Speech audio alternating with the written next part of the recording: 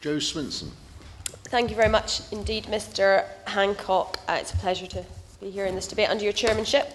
I would first of all like to congratulate the Honourable Member for Ribble Valley for securing this debate timely, as he pointed out that it was. And I think it has been a very interesting debate, as often these are in Westminster Hall, and particularly there's been real value added by those members who have been able to bring their personal experience of talking face to face with the individuals and the people who have been living with the consequences of this horrible regime.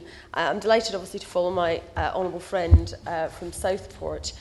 In my remarks today, Mr Hancock, I would like to touch on the elections, on the aftermath of Cyclone Nargis, the human rights situation, which obviously many members have already explored different aspects of in some detail, and focus finally on the response and what we and the rest of the international community may be able to do.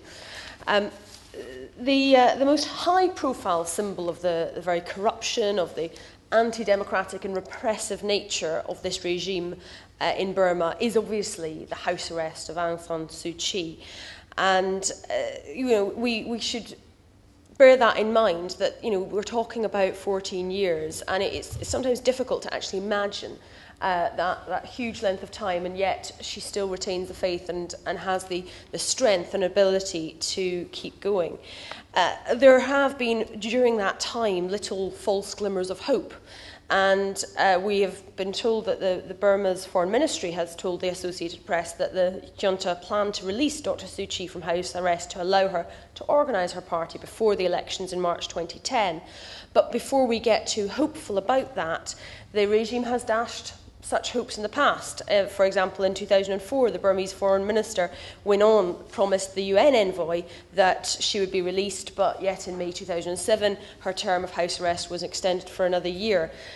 So it would be obviously a fabulous outcome if that were to be secured, but that is still very much in doubt. And even if she were to be released before the elections, there is still a huge challenge and a huge way to go before Burma is anything approaching a democracy, because, as has been mentioned, the constitution would actually prevent her from actually standing for election even if released.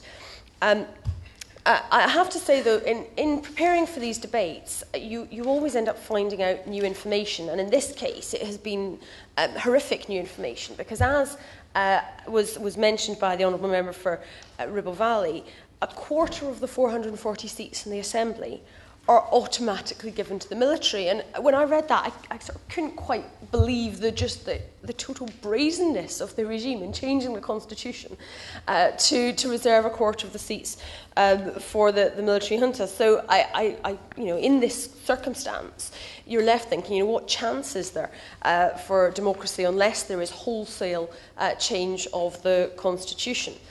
Of course, the horror runs much deeper even than just the house arrest of Aung San Suu Kyi and the difficulties with the constitution, because the number of political prisoners has more than doubled since the beginning of 2007, according to Human Rights Watch. Now more than 2,100 people detained in 43 prisons and more than 50 labour camps, and they're forced into hard labour projects. Anybody that speaks out against the military rule is routinely locked up. There's no such thing as a free press. And so it shows us that even if the junta actually this time do follow through with releasing Dr Suu Kyi, it's actually very little more than a token gesture to try to make the elections seem credible, not actually a commitment to democratisation. That said, we must still push for them to do that. Turning to the aftermath of the cyclone that hit in May 2008, we need to remember the destruction that caused. We're talking of 140,000 people dead or missing, which is a huge natural disaster on any scale. But of course, this natural disaster was compounded by the authorities' refusal to properly allow aid agencies to get in and do their work. And I remember at the time the debates in this House and the indignation around the world about what happened.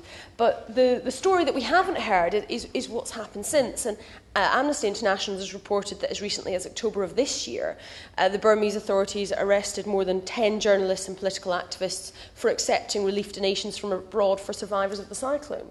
Because, Mr Hancock, more than 18 months after that devastation, they haven't dealt with it. The aid is still needed, and yet the regime is continuing to arrest people and lock them up for doing no more than trying to help people whose lives have been devastated by the natural disaster. I certainly will. Doesn't it say everything that we need to know about the regime that at the time of the cyclone, when the United States were sending aid, that the regime would prefer to see its people die whilst they repackaged some of that aid so that the people receiving it did not know that it came from the United States. They'd rather see their people die than let them see that happen. The Honourable Member makes a very powerful intervention, and I think we would all agree it's almost sort of at the point of inconceivable that a regime could be so heartless and so unbothered by its people's suffering. And so the situation is that they still need this extra funding for new houses, cyclone shelters, livelihood programmes, water and sanitation, the very basic tools of life, education and health services, and it's hundreds of thousands of people that we're talking about. Yet the funding hasn't properly flowed. Only £75 million has been committed to the ASEAN Tripartite Core Group's post-cyclone recovery project, and the expected cost is £415 million. Now, I would like to congratulate the government on the DFID funding for their aid programme, going from £12.5 million last year to £25 million this year, and plans for further increase to £28 million in 2010-11, which, particularly in the context of difficult economic circumstances, I do think shows a commitment from this government. But it's obviously not enough on its own, and so that's why I'm also pleased the government is encouraging other donor countries to increase their aid contributions. I think also, when thinking about Cyclone Nargis, it wasn't around the world getting quite the same coverage as a disaster like the tsunami. Although it was prominent in our news media, it wasn't quite at the same level, and I think a big aspect of that was because you don't have journalistic cameras and reporting freely within the country, there wasn't the same pictures to go with the story. And we know that the broadcast and print media is very driven by pictures. So actually, it suffered doubly, because then the public donations were not as high as would have happened perhaps had the natural disaster happened somewhere where the media coverage could have been greater. So that means the government aid programmes are even more important. I have to say, I found part of the Honourable Member's speech particularly powerful, and that was the picture that he painted, a very grim picture of the repression of the minorities, and in particular the use of rape as a weapon of war. The internal conflict between the military rulers and the minority ethnic groups in Burma has continued for the past 60 years, and it is a sad truth that it is increasingly common in such conflicts that a frequent mode of attack is a systematic policy for soldiers to rape the women and indeed, as he pointed out, children in such areas.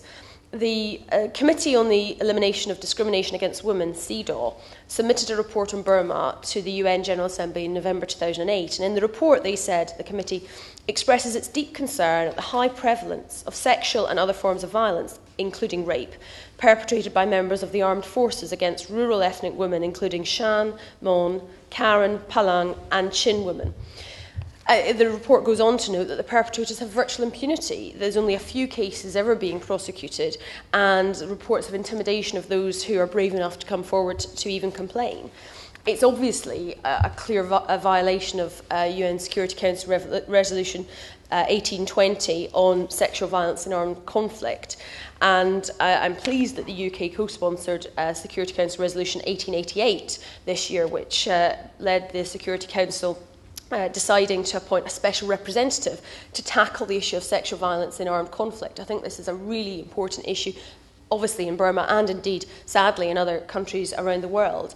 And what I would say to the Minister on this is that the UK does have a strong record on tackling violence against women, but I understand that they are not putting forward a UK candidate for this new post. I would be interested to know either today or if he would be able to write to me why that is, and if we are not, as I understand from a parliamentary answer, putting forward any UK candidates for that post, who we would be supporting, because it's obviously vital that the special representative on this issue is somebody who can really put this issue at the heart of the international community and make sure it is rightly seen as high on the agenda. Certainly. On the issue of rape as a matter of policy, it has been said to me by some people from the Karen community that there's a sinister ideological rationalisation for it. Regarding the tribes as troublesome, they believe that by diluting, as it were, the gene pool through rape and through the creation of children who may be of mixed breed, they feel they're doing their bit to progress ethnic cleansing, which is a particularly revolting rationalisation.